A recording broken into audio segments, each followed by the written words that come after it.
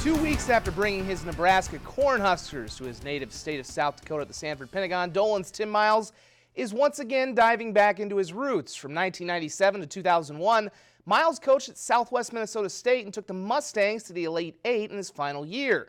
One of his players on that team is current SMSU coach Brad Bigler. Today, Miles welcomed his old player and program for an exhibition in Lincoln. Picked this one up in the first half, and the Mustangs kick it out to Braden Hansen, who hits from just inside the arc. And there was a big crowd at Pinnacle Bank Arena, even though this was a Division II team coming to town. A little over 12,000 would see Dawson Boyd alum Michael Lee hit one from beyond the arc. And to no surprise of anyone around here, the leader of Bigler's team would chip in a little bit later. Ryan Brueggemann will drive and hit the runner. He's pretty good at hitting those unconventional shots. He led the Mustangs with 8. As you'd expect, though, Miles and his Division I Huskers were way too much for the Mustangs to handle. Isaac Copeland inside with a dunk. They get the win 79-38, but again, good job by Miles and Nebraska to give SMSU an experience they're probably never going to forget. The Mustangs come to Sioux Falls tomorrow for a doubleheader. The South Dakota men's basketball team was supposed to open Summit League play last night in Fargo against North Dakota State. Mother Nature had other plans, forcing the teams to wait till this afternoon to once again try and tip off the conference schedule. In the first half, the Coyotes asserted themselves. Tristan Simpson with a nice pick goes around the defense for the layup. He had 15 points. And later in the half, USD up by 9. They work it inside with Simpson going to Stanley Amude for the rim rattler. He led him with 17 points. Coyotes were up by as many as 13. And that's when NDSU would methodically start to chip away at this one. Tyson Ward with a dunk of his own. Coyotes led by 9 at the break. And the second half, it was all Bison. Rocky Cruiser, I know he's the opponent, but I got to admit that's a pretty cool name. 3-point basket for him as the Bison have a big second half. And the Coyotes a tough loss, 71-65.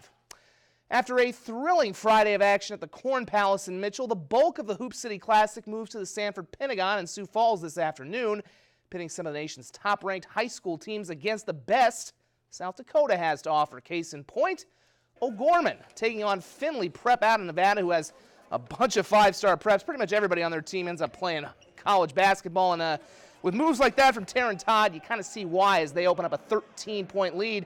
But the Knights had some fight in them, and they never really let this one get too far away from them in the first half. Here they get some nice defense, come away with the steal. And some unselfish basketball finds Eddie Mailer for the layup.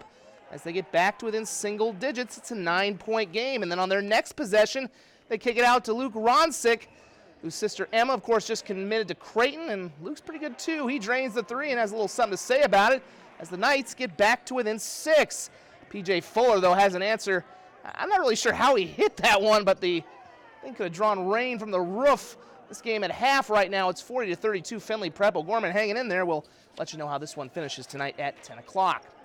Washington facing Dominican out of Wisconsin, a team that lost to Yankton by 20 last night at the Corn Palace. Fast break for the Warriors. Gannon Thompson with the finger roll to give Washington a 2-point lead. Back the other way comes Dominican De Leon Austin, curling to the hoop and getting that one to fall to tie things up. Now Washington, much like O'Gorman, we just saw them. Washington hung tough all game long. It's Ben Van Bakkeren. Trey Behan from down the arc. Washington actually led for portions of the second half. Dominican proves to be too much thanks to Alex Antetokounmpo. Yep, he's the brother of NBA star Giannis Antetokounmpo, and as you can tell, he's pretty good too. Dominican goes on to get the victory by a final of 61-52. Second-ranked Sioux Falls Christian taking on a Breckenridge, Minnesota squad that beat top-ranked Bridgewater Emory out of Class B last night in overtime. Fast start, though, for the Chargers. Great passing finds Xavier Van Beek. Christian up 18-3. Things only getting worse for the Cowboys. Their 7-footer Noah Christensen, who's committed to NDSU, is out with foul trouble. Gavin Skipper takes advantage. No fear going inside there. And then off a miss, it's Skipper in transition with a nice bounce pass to Mitchell Lustra as the Chargers take a 17-point lead. And the passing clinic continued for the rest of the first half. Look at this one from Dawson Mulder. No look to Tyler Prinz on the back door. Sioux Falls Christian rolls 77-48. Prior to that, the Charger girls took on Hutchinson, Minnesota. Second half, Sioux Falls Christian trailing by 4. They'd start to change things, though. They coming up with a steal here and get it to Courtney Kellenberger. And it's a 2-point basketball game. A little bit later on, the Chargers have worked things to a tie. But here comes Hutchinson once again. Pretty good team out of Minnesota. It's Emma Olberg with the jumper. as Hutchinson regains the lead, but they had no answers for Lexi Unruh. She was just spectacular for the Chargers today. Here she charges through defenders for 2 of her game-high 22 points. And then they get to Kellenberger one more time on the baseline, who had 12 points, as Sioux Falls Christian comes back to get a terrific victory. 53-50. We'll have plenty more highlights coming up tonight at 10 o'clock. Iowa State's football season started with their game against South Dakota State getting canceled, followed by losses in 3 of their next 4.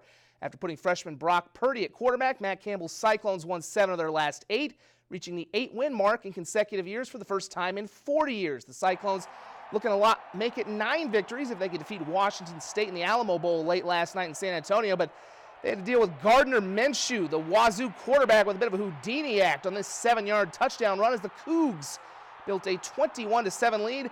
Iowa State would fight back, though, with about 30,000 Cyclone fans in attendance. Look at David Montgomery with just a manly 8-yard touchdown run.